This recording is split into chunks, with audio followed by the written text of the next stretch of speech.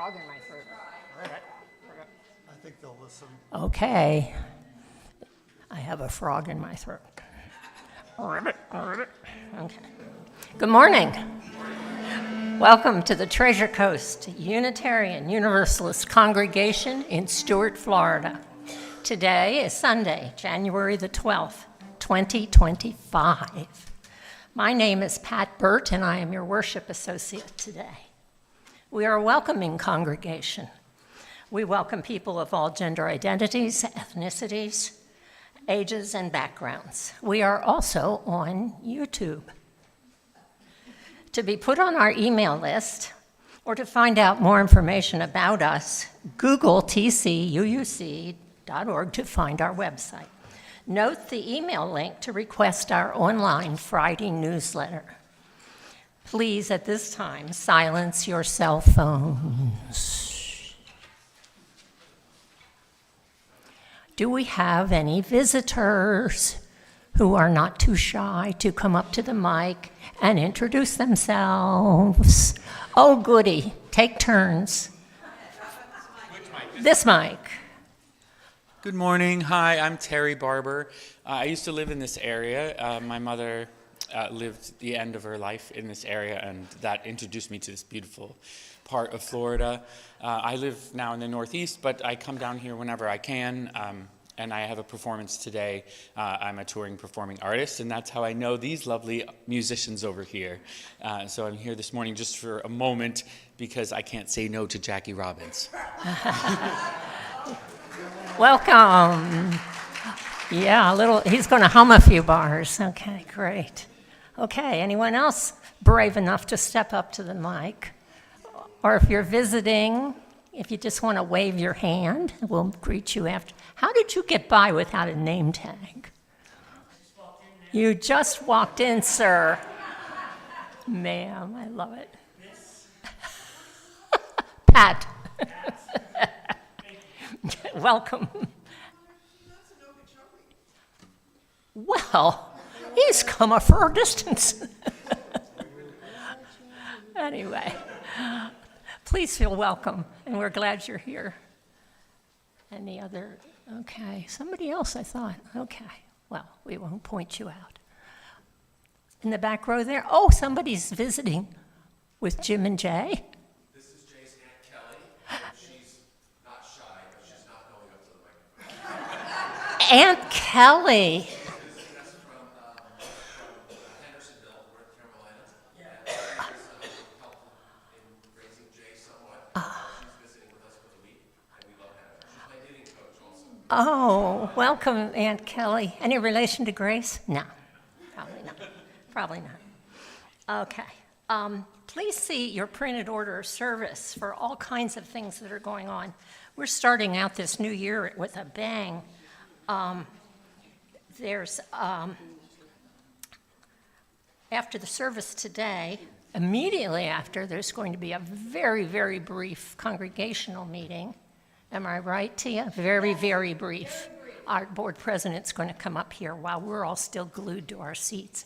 And then we'll go back into the fellowship hall for coffees and snacks. And then after that, we're going to have our first organizing meeting with Jim and Jay for our new chorus. We also have a new event. I think it started today or last week.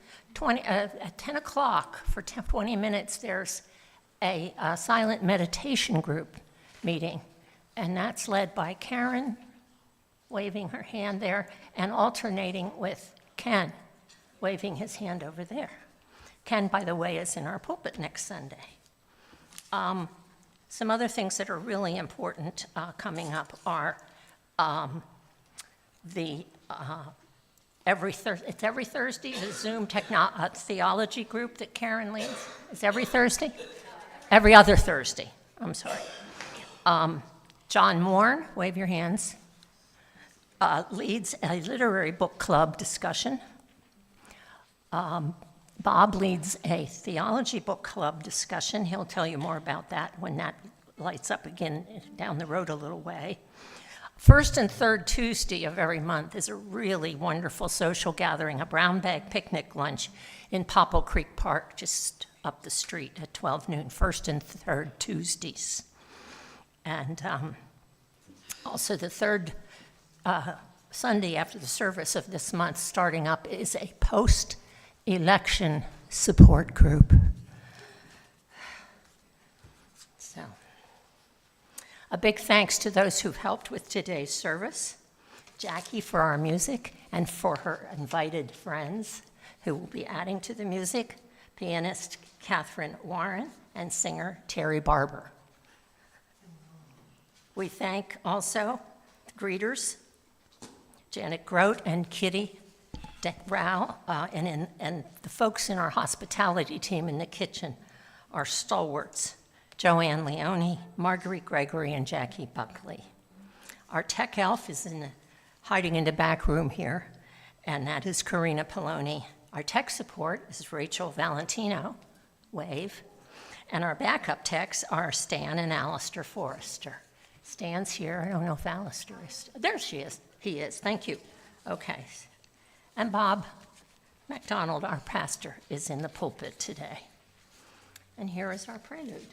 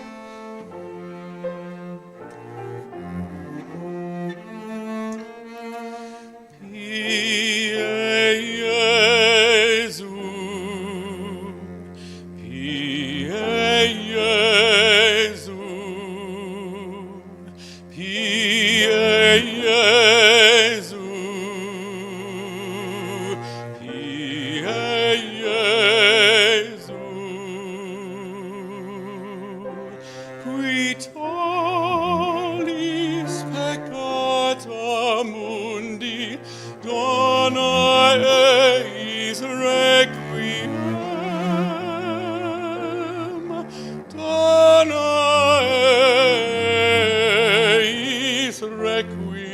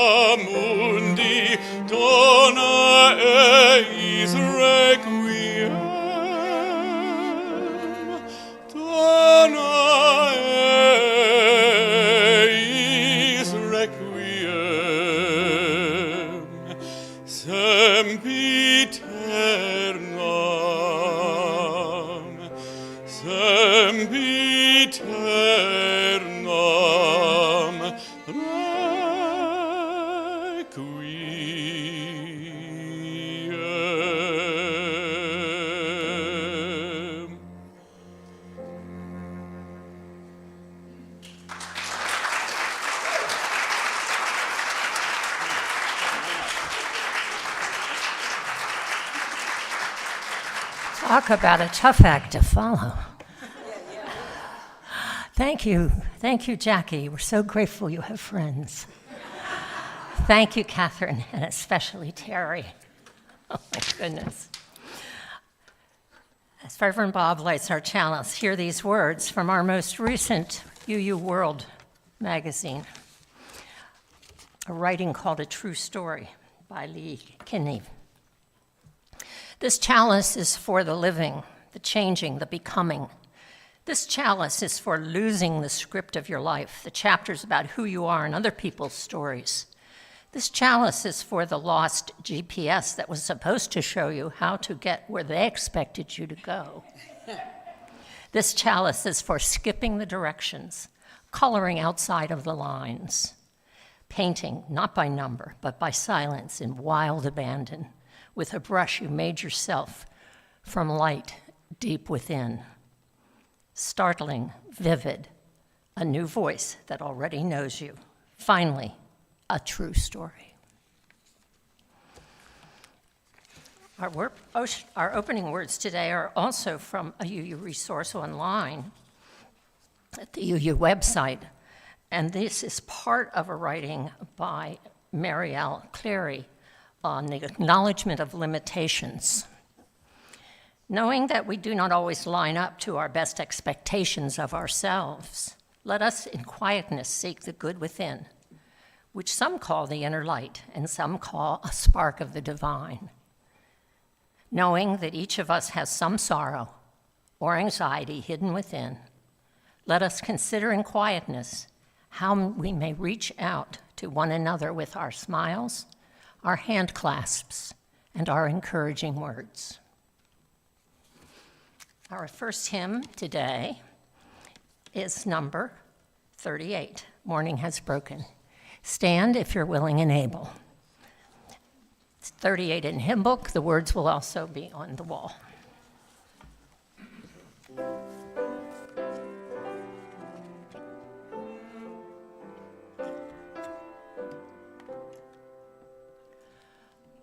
Morning has broken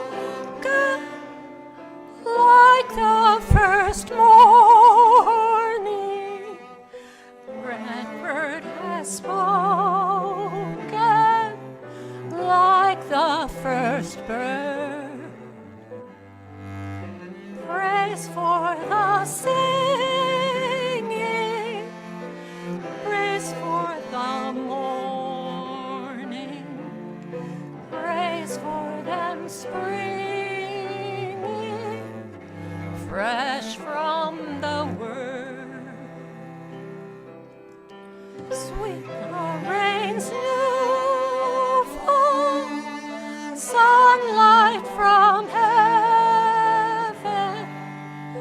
like the first dew fall on the first grass. Praise for the sweetness of the wet garden, sprung in completeness where God's feet pass. Mine is the sunlight, mine is the morning, born of the one light Eden saw play. Praise with elation, praise every morning, God's recreation of the new day. You may be seated.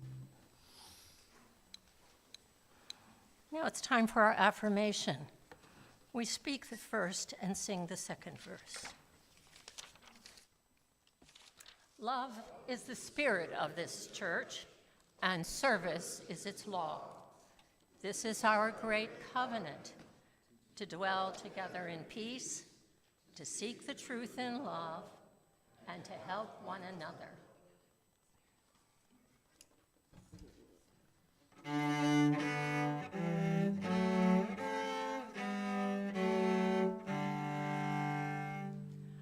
From all that will be below the skies, let faith and hope and love arise.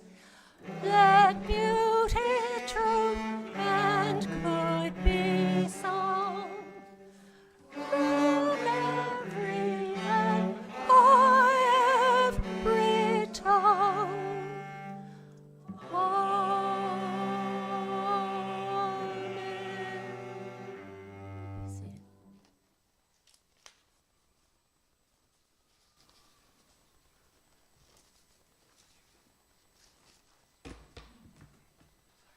The responsive reading is number 515, We Lift Up Our Hearts in Thanks by Richard Fuchs. We'll read this responsively. For the sun and the dawn which we did not create,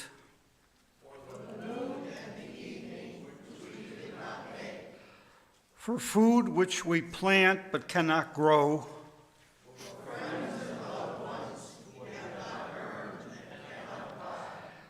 for this gathered company, which welcomes us as we are from wherever we have come.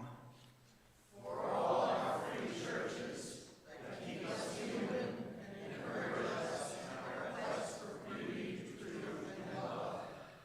For all things which come to us as gifts of being from sources beyond ourselves. Gifts of life and love and friendship, we lift up our hearts in thanks this day.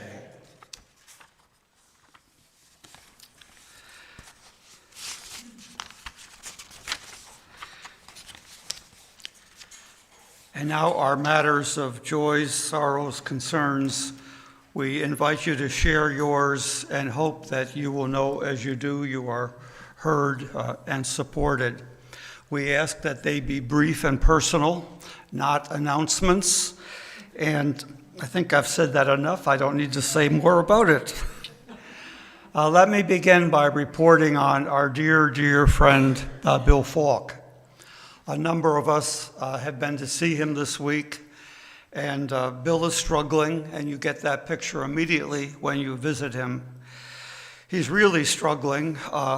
Friday, I'm not sure if it was Thursday night or Friday morning, he was going into some kind of unconsciousness over and over again. So he was taken to Martin Memorial on Salerno, where he's being treated.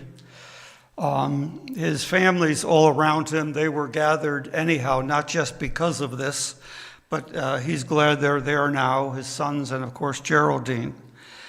We also need to support her as much as we can. Bill is having an awful time, and we just want the best for him.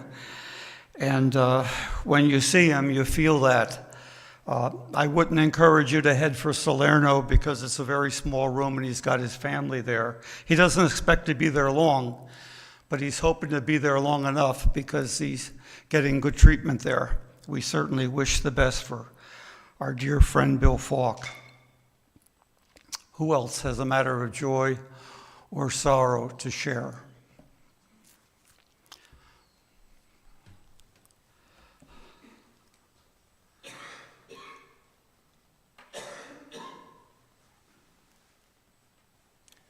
This is both a sorrow and a joy.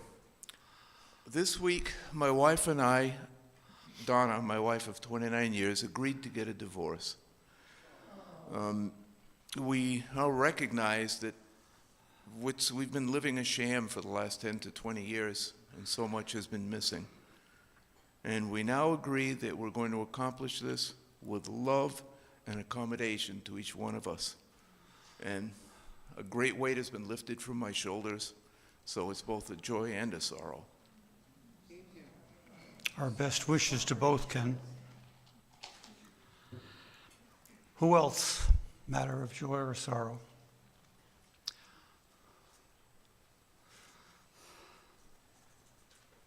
I just want to, can you hear me okay? Okay, I just want a stone to be removed for all the people suffering from the fires in Los Angeles.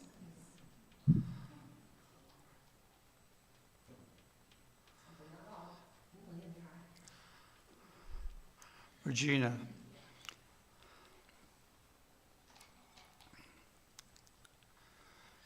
I'll put a joy in here. We just came back from about 10 days at where Jay's aunt lives, Hendersonville. We attended the wedding of our oldest granddaughter, and it was just lovely. Everything went very well, and it was a real joy. She is marrying a wonderful guy with a very, very kind family, so we're very happy for her. Great.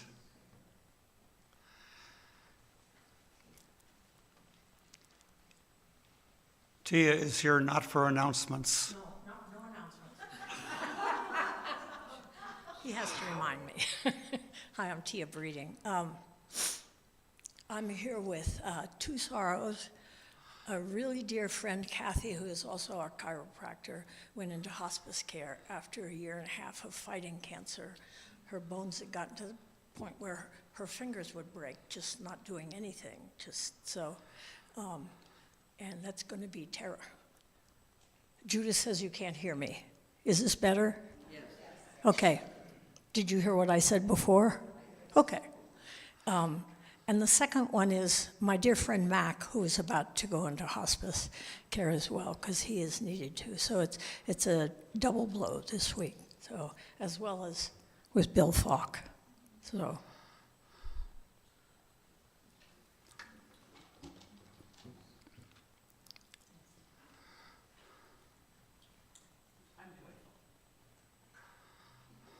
Hi, I'm Jackie, and I'm very joyful today that I got to bring my close friend Terry Barber to come sing with us, and Catherine, who's a great musician, and I play with her a lot at Mariner Sands and elsewhere. So that brings me great joy, and also it's sort of an announcement, but Terry is playing today. The third joy is that he's working with a number of students. He's mentoring some of the singers and some musicians, and like the young oboist who came and played here with me, who also played piano, and some other great young people. And that's part of my joy in life, is to share from all ages.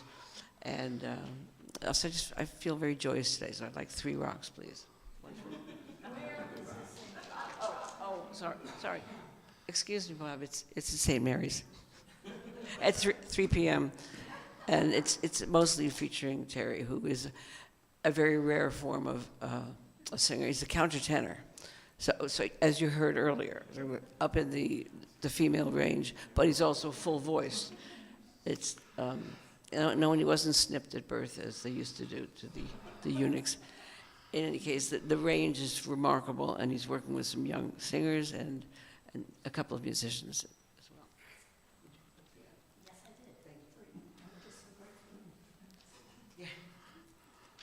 Hi, I'm Ronnie, and I have a joy and a sorrow. The sorrow, of course, is that Los Angeles is burning. The joy is my son, who lives in Los Angeles, is safe. Yeah, definitely. Anyone else?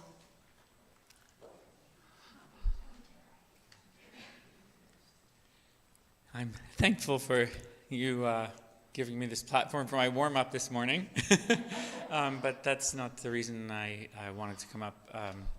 My father is going to be 80 in a few days, and he's going to be undergoing a life-saving surgery, I hope, coming up any day. So I'm just mindful of that and thankful for your thoughts of encouragement or anything that might help him on his way toward more life.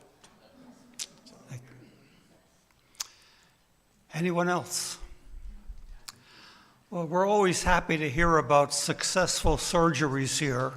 So, Scott, I'm glad you're back. Your knee is repaired. You brought it with you. I did. And you're, yeah, you're in better shape than the last time I saw you. A low bar, but yes. Scott will be in the pulpit in a few weeks, so I'm glad he's back and better. Also, I wanted to just say a word about California. What can you say? I mean, it's just awful. And we keep hearing it's getting worse. And what can worse be? Well, we don't want to go there, but it's just awful to watch and an awful amount of loss. And we just have to hope that it can be stopped. Wow. Just move whatever stones you want for that. Okay. Now, a meditation I get from the back from William Henry Channing in the back of our hymnal. To live content with small means, to seek elegance rather than luxury, and refinement rather than fashion, to be worthy, not respectable, and wealthy, not rich, to study hard, think quietly, talk gently, act frankly, to listen to stars and birds, to babes and sages with open heart, to bear all cheerfully, do all bravely, await occasions, hurry never, to let the spiritual, unbidden and unconscious, grow up through the common. This is to be my symphony. William Henry Channing. And now moments of silence.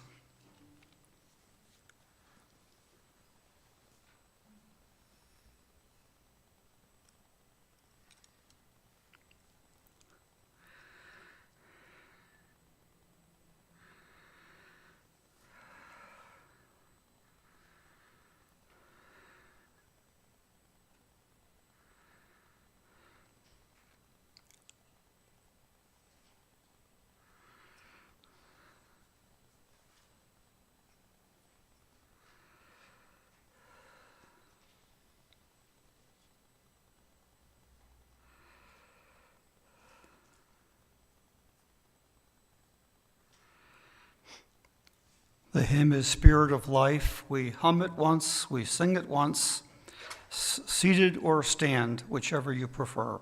123, Spirit of Life.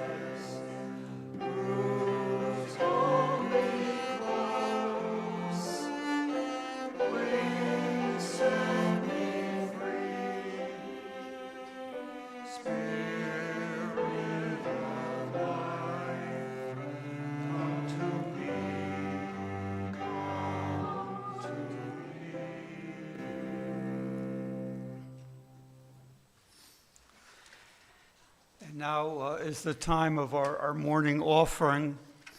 I always say here that I hope people experience generosity, and we need to experience your generosity that we might continue. I have a couple of volunteers. I just can't recall who they are. Who are my volunteers? There's John and Chari, of course.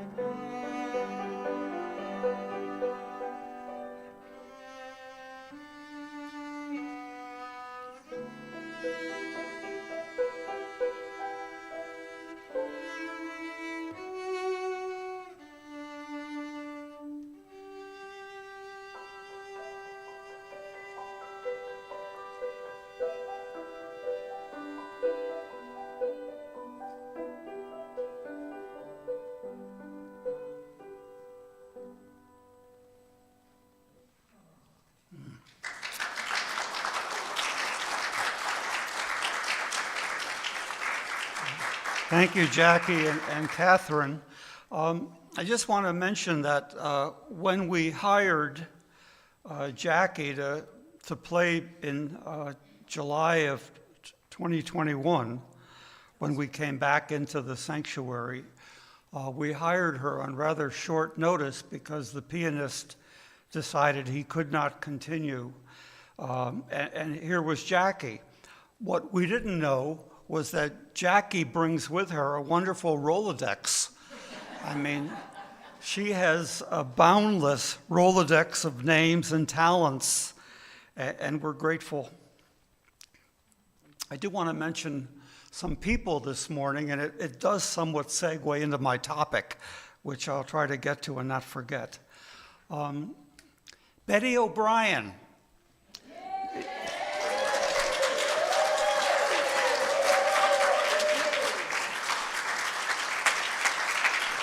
Betty is one of the youngest people we know. And because of that, we couldn't believe she was 97, so we put down 96. But Betty reassured me you're 97, is that right? Wow. You're a treasure to us, Betty, and we want you to just keep on like that Energizer, you know what. You are a treasure. Another person I got to meet this week and I thought would be here, I don't think she is though, Sandy Craig, the daughter of David and Shirley Craig. Sandy came into the office this week and informed me that she and her husband now live in Hobe Sound. So my mind started twirling and thinking all the things. And then when she told me she was a retired professor of choir from Westminster College, Princeton, I thought, how good to see you, and how welcome you would be. And if she were here, I was going to try to link her up with David Gray and just remind her that David took on the job for which we're eternally grateful, the job of bringing this building to completion. So I'm hoping we will see Sandy, but not today. Phyllis Hall, turning 100 in a couple of weeks. Phyllis Hall. Now, I've tried every way I can to reach her. She has a home in Simsbury, Connecticut, and she has a home here on Hutchinson Island. And in the past, calling the home here connected to up there, but it hasn't yet. I've left messages. I contacted the minister by the website of the Hartford UU. Have any of you ever been there, Hartford UU? It's pretty, you have? Yeah, pretty big church. A good minister, I know that because his name is Bob. And I left the message, do you know Phyllis Hall? Do you know where she is? And that we want to celebrate her 100th.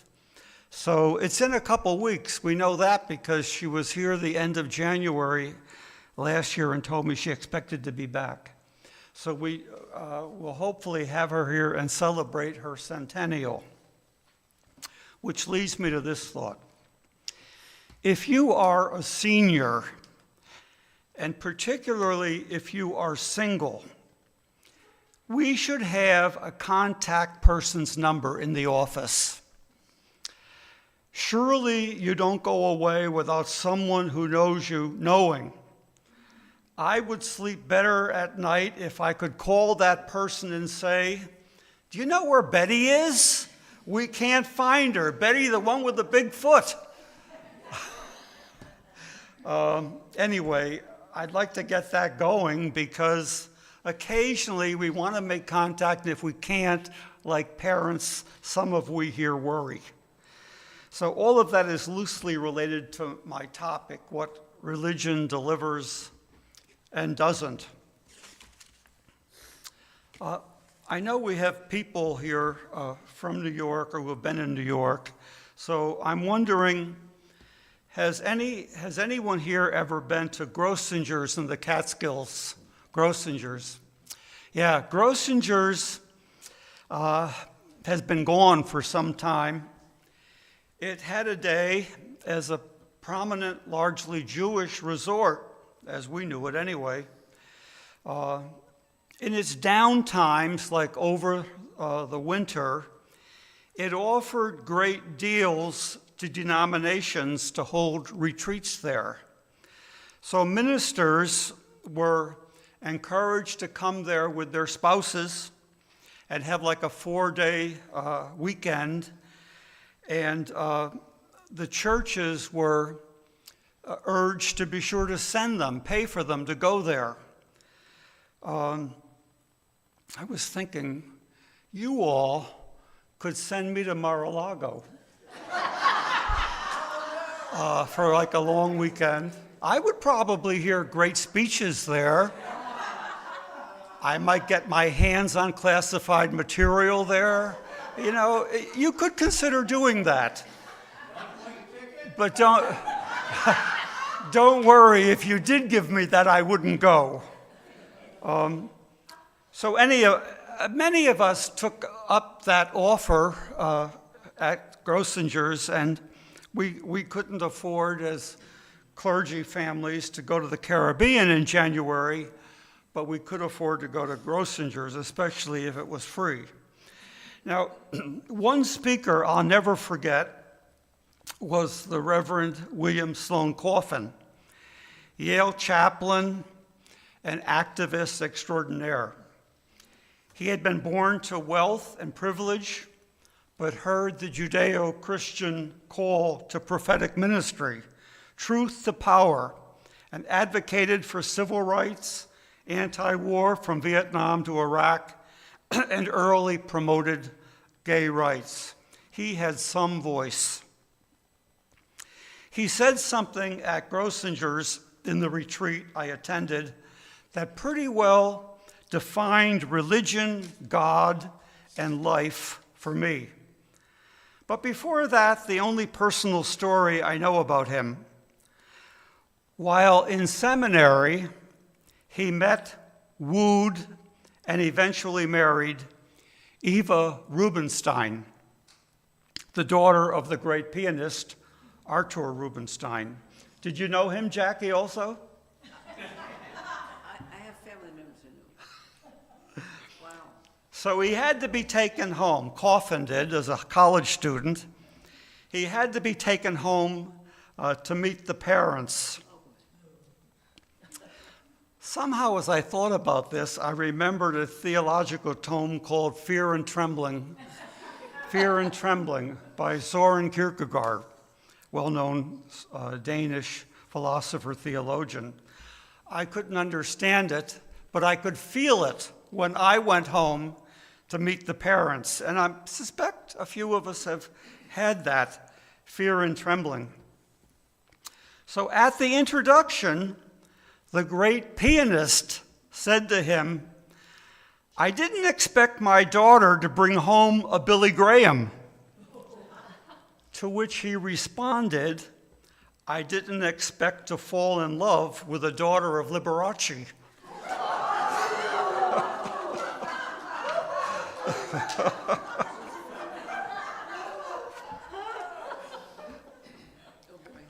So at the resort in Grossinger's, I will get back to whatever I'm talking about eventually here. At the resort, I forgot the topic, but not this statement of his. I actually found a writing in which he fills it in more, but the topic was minimum protection, maximum support. And I'm pretty sure he told us he got that from somewhere, but I got that from him. Minimum protection, maximum support. So I found a writing in which he says, God provides minimum protection, maximum support, support to help us grow up, to stretch our minds and hearts until they are as wide as God's universe. Now, I know that may be a bit much God talk for some, but that's what he said or wrote. The absolutely indelible and guiding part for me is that simply minimum protection, maximum support. So religion isn't about protection, someone to watch over me. Religion started out as protection, according to my favorite religion historian, Karen Armstrong. Primitive belief was in sky gods for protection. Protection from what came from the sky or what was withheld and needed for life and death. Now, I would never call my buddy Fred here primitive, but during a service once in that other room, Fred asked me if I could do a rain dance because we needed that in the area. But it's the only time I ever let Fred down.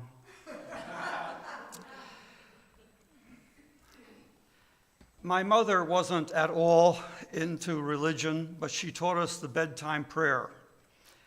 Now I lay me down to sleep if I should die before I wake. Literally, that's not protection. I guess it was supposed to be calming as we would drift off. Religion historically was all about protection. From ancient and medieval times, that was the suzerainty model, I would call it, or so I learned. The greater power offers protection.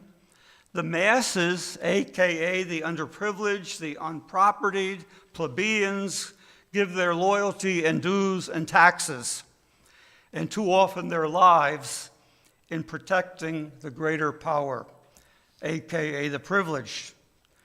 Religion started out tribal, and God help everybody else. Christianity today needs to shed the tribal and the white nationalist part of it, the white supremacist God. But I read in the Times this morning that we're about to experience like that like we haven't experienced it before. People ready to line the country up as a white supremacist, God-serving, God-fearing country. What can we say? God help us. But hopefully, we can do more than that. Everybody outside that tribe and the American way of life, liberty and justice for all, a dream until a reality, everybody outside that is endangered by it. I have read, and I've been told by some of you, that there are reports of the number of white evangelical Christians in America falling. A part of that I'm sad to hear, a part of that also I'm not sure is true, but I'm sad to hear it because I've known many evangelical Christians who have been a positive influence in every life they could be, like the one just buried, you know who. But today, it's all too clear the scare about tribal religion and the suzerain fealty, loyalty business is still real for many, and a real terror for many. I remember reading an op-ed piece some time ago by Ben and Jerry, two Jewish ice cream makers who were opposing the sale of their ice cream in the occupied territories of Israel. The title was, "We're Ben and Jerry, Men of Ice Cream, Men of Principle." I don't think I've ever eaten Ben and Jerry's because the only designer ice cream I eat is called Rum Raisin, and I'm not aware of their making it. There's something about Rum Raisin. Anyhow, these two Jewish businessmen and lovers of Israel were protesting the Israeli government's treatment of non-Israelis in their midst. In their words, it was a rejection of Israeli policy which perpetuates an illegal occupation that is a barrier to peace and violates the basic human rights of the Palestinian people who live under the occupation. Minimum protection. The Jews, in fact, have had the woefulest, awfulest story of all about the truth of minimal protection. Some years ago, I sat through classes in a British seminary to fulfill continuing education requirements. The best was a brilliant Oxford Don type on the topic, the doctrine of election in Hebrew Scripture. In a word, what the Jewish people were chosen for. While he wasn't in class, I couldn't keep my mind off Tevye. Tevye in the musical, mythical masterpiece about Russian anti-Semitism. Choose someone else. Now, we've all had a slice of minimal protection since the pandemic, which we remember all too well. It hasn't gone away, actually, has it? And we're well aware that the only protection is following the best public health guidelines we can get, and nothing is certain. When the issue is, or is in part, whose air are we breathing? Who else's air are we breathing? We have to do our best and hope for the best. Minimal to no protection. But what religion, God, spirituality does offer is support. Support from within and support from without. I know we don't agree on what any of these words mean: religion, God, spirituality. I think I can safely say we don't all agree on that because we're Unitarian. We try not to use words that are heavy with negative associations. Church and religion are such words for many, and I know so is God. Spirituality seems the least infected with negative baggage. I'll never forget a discussion we had in the other room a lot of years ago, whether for the advertising we were trying to do, what to call ourselves. To call ourselves TCUU Society, Fellowship, Church, what? So we agreed that people who are looking up in the paper, which is what we were talking about, are probably going to be looking for a church. So we agreed with that. So a couple years ago, I got you all to agree to put another ad in the local paper. And Carol York called me about 6 months after we put that ad in, and she said, "Bob, do you realize that the ad you put in doesn't say church, it says fellowship?" Well, fellowship's a good word. We like fellowship. We hope to promote that. But I didn't realize that the ad we paid for all those months didn't say what we thought it needed to say. Oh, well, we don't get everything right. We don't want to do that. So we have two places to look for support as we journey in our unprotected time spans. The two places are within and without. There are guides galore. About a dozen years ago, Martha Mickelson, Snowbird, introduced our Wednesday book discussion to her Northern UU minister, the Reverend Dr. Forrest Church, at that time of the All Souls UU in New York City. She got us to read Church's The Cathedral of the World, a Universalist theology. Church teaches us how to see the world, the universe, through a Unitarian lens. And I want to read some parts of this. This was written in 2009. Oh, this is the jacket paragraph.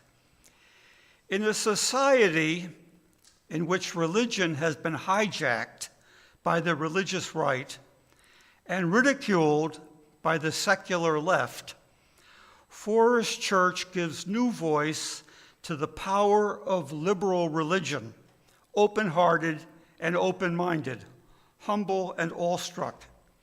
In answer to the divisive global trend toward competing fundamentalisms and the dangerous spread of neighborly hate, Church invites all seekers to enter the cathedral of the world, where there are many windows, but only one light. Now, this is what he says we need to be big enough to do. So just a few of his paragraphs. I find myself guided in my own thinking more and more by paradox. By my definition of the devil, for instance, is evil disguised as good. By definition of angels, messengers of the divine, is goodness disguised in ordinary encounters or wrapped in brown paper.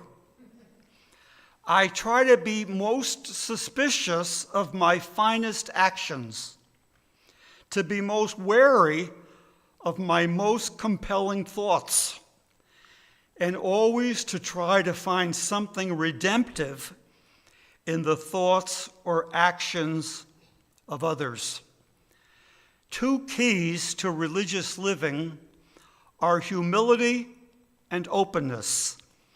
Some people will take a look at how little they can finally know and either give up or make a leap of faith that answers all those unanswerable questions so they don't have to think anymore. Other people will sense the dangers of openness and batten themselves down. But if you work the two principles together, remaining humble about how little we possibly can know, while remaining open to how high the sky is the limit in terms of our growth, there is a dynamic to life that is wondrous. I say to my congregants, if you believe in God, the best thing you can do for yourself is to suspend your belief for a while, because undoubtedly your God is too small, and you must grow beyond that God. On the other hand, if you don't believe in God, your very disbelief is a stumbling block. Kick it away and place your faith in something more ennobling than disbelief. Take a flyer, expand your purview, take a leap of faith. Now, this last paragraph I'm going to read, and remembering it's 2009. Get to this point, and there is no end to the openings for growth. The only way we grow is by changing. This is one of the reasons why we learn from people who are radically different. We learn more from people who are radically different from us than we do from people who are like us. Our tendency instead is to group according to prejudice in tribes and then to close the other out. People with AIDS, for instance, were not only frightened of disease, we're frightened of difference. We're frightened of having our pet prejudices challenged. The moment you become too sure of your beliefs, you really ought to spill them out, tip them over, mess them around, throw some new things in so as not to become a victim of your own prejudices. Now, Ken, I think that sounds like a sermon you gave not long ago.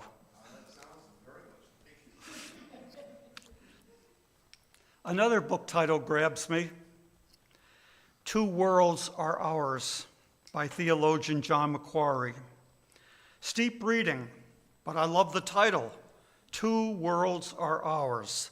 The world within, I think he calls mysticism, I call spirituality. We have a library within to draw upon. In the back of the hymnal, we have readings from the great religious traditions of the world. There should be another section for atheism and agnosticism. You know my candidate for a reading there, Bertrand Russell. Ron Reagan, with ads from the Freedom from Religion group, could suggest a reading or two. I've told you how the imam kept asking me in our Bridge to Understanding meeting of Jews, Muslims, and UUs, what is your holy book? What is your holy book? All I could say was, our hymnal has great material from many religions, including yours. It has plenty of reworked Christian hymns, too. In that world within, we have a library to draw upon, to give us spirituality support. But we have to go there, and there's always silence. Remember when library and silence went together? The library reading room in the Troy Public Library was across the street from Russell Sage College. That library helped me get through high school. Those librarians, like my homeroom teacher, controlled the noise by a head swivel. That's all they needed to do. Now, like then, it doesn't just happen. We have to work at the silence, and we have to find and use the resources in our stacks within. The back of our hymnal would be a good place to start. I had a supervisor in ministry once who used to say, if he was alone on an island, the one thing he would want was a hymnal because of all its readings. At the time, seriously, I wondered, what was wrong with him? Alone on an island, he wants a hymnal. Because we are UUs, we connect these worlds within and without. And because we are UUs, we connect them differently. We can push each other gently, and we can push each other not so gently. But this is what you're missing. I really don't mind being told what I'm missing. There's nothing to me so compelling, so persuasive, as the cold shower of simple truth. Now, we've heard a lot in the last few weeks about that dark day, January 6, 2021. I think that's going to be coming back in other ways. But I'll never forget the Capitol cops at a congressional hearing saying something like, when we called for help to save our lives and the lives of those we were bound to protect, no military came to help. But when the Black Lives Matter peaceful marchers were in the DC street, no military were missing. I call that the cold shower of truth. So we have a world within to find support, and we have the world of nature, of family, of community in our UU fellowship of kindred spirits, where we celebrate our differences, our diversity, and our oneness. We want this congregation to be a place of joy, a place of affirmation, a place of acceptance and new experiences of wonder. We've been to other religious places where we didn't leave with those lasting impressions. I want us to learn together how to do all that better. We know about the minimum protection. We've got to work on and build the support. Now, these closing thoughts. How do you think we do? I don't want you to answer now, but how do you think we do as a community? In a conversation recently, I brought up the UU idea of beloved community. Beloved community. What does that mean? UU, I believe, got it from Dr. King. He got it from the philosopher Josiah Royce. For King, it was a vision of how people could live on the earth and share the earth and all have enough. It was a metaphor for his dream. I also heard recently someone say that some might say we are a group of eager individualists, with a lot more emphasis on the individualists than on the group. That's our mission, to work on the group until we are working as a group. Now, I want to end this by giving you a visual, so bear with me for just a minute. A couple years ago, a couple of our leaders went to a UUA General Assembly, and they came back with a shirt. I don't know if you can see it. The T-shirt says, "Cat herder." Cat herder. I didn't mind wearing this T-shirt today. Any extra layer is welcome. Cat herder. minimal protection, maximum support. Work to do, our work. The closing hymn is 95, 4 verses, More Love Somewhere. Sit or stand, whichever you like.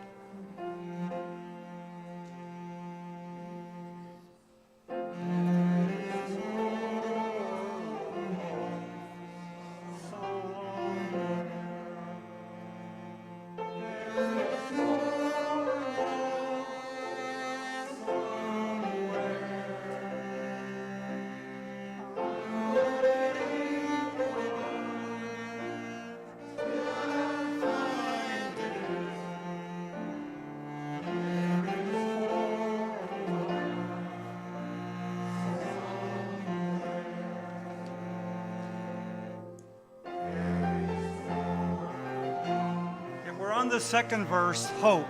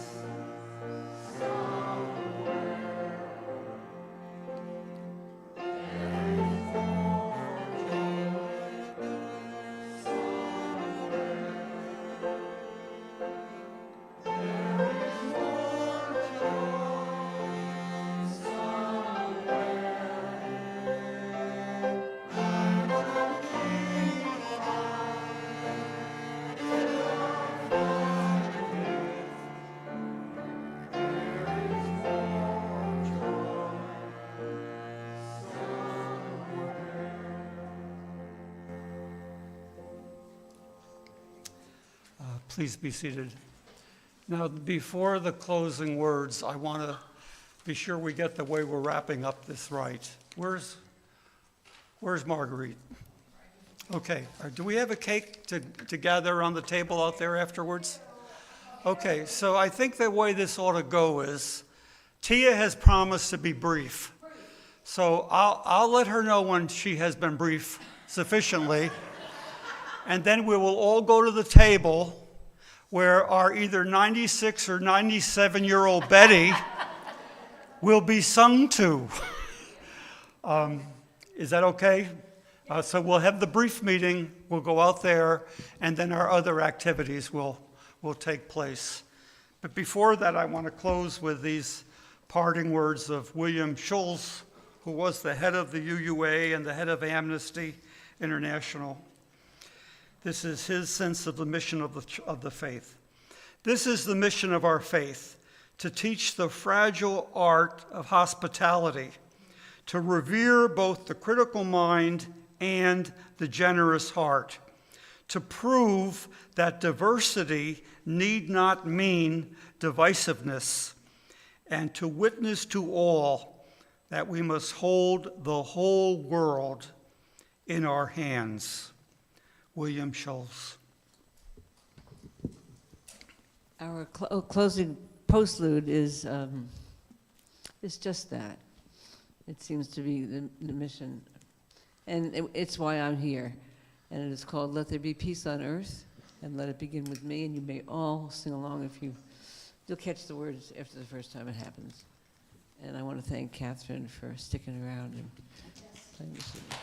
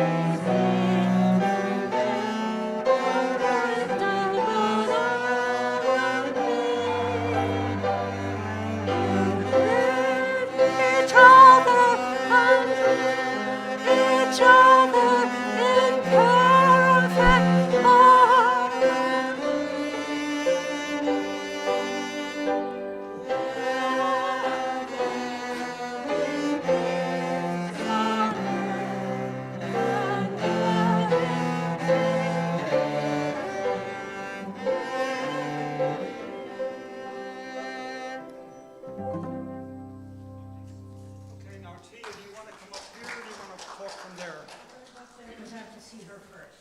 You have to see her first. Yes. Remember, you're on the clock now. I remember.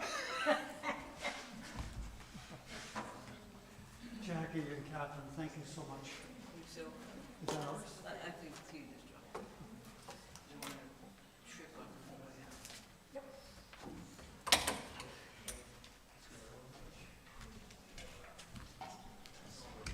Aha. I wanted to come up here because I wanted to see what power feels like. So, I apologize to you all for not being here last Sunday. I was sick and I'm much better now. So, but I'm delighted that I'm here for your how manyth birthday it is. Let me get my water. Oh, your water, okay. Right. So, this is the first Sunday congregational meeting held on the second Sunday this week. And it will be brief. We've got a board meeting coming up on Tuesday where we've got a lot of things that we'll be talking to that we'll be bringing you after that. But the thing I wanted to talk to you today about is a tree, which should be coming up on the wall.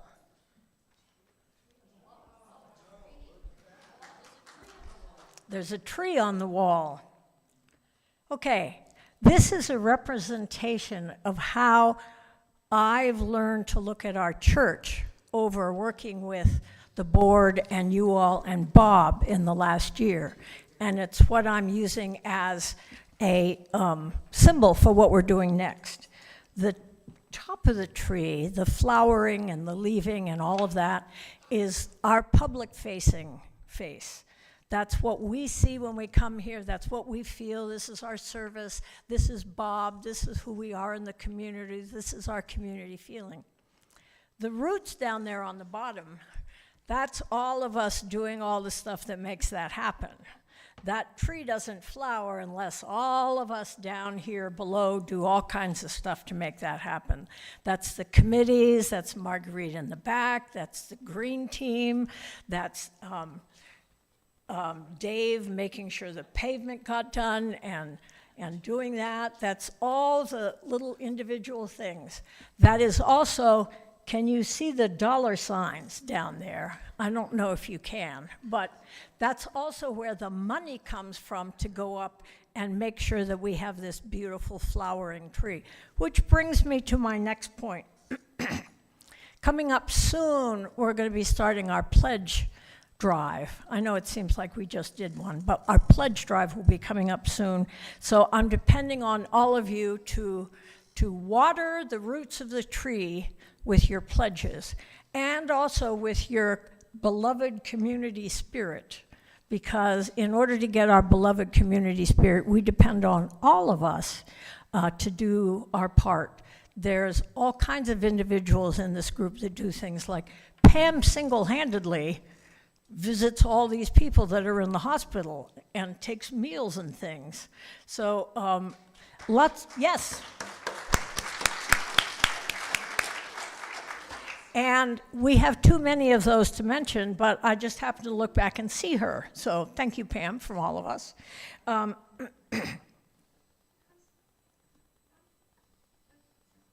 Sorry, I was trying to read my note to myself, and I couldn't. But I think that's enough to go on. So keep this tree in your mind and think about, we know where we want to be in relationship to the top. We want to be here in the flowering of the tree, the leaving and the flowering and all the seasons. But what we have to do to water the roots by our work and by our money and by our spirit. So that's coming up soon. And that's it. That was short.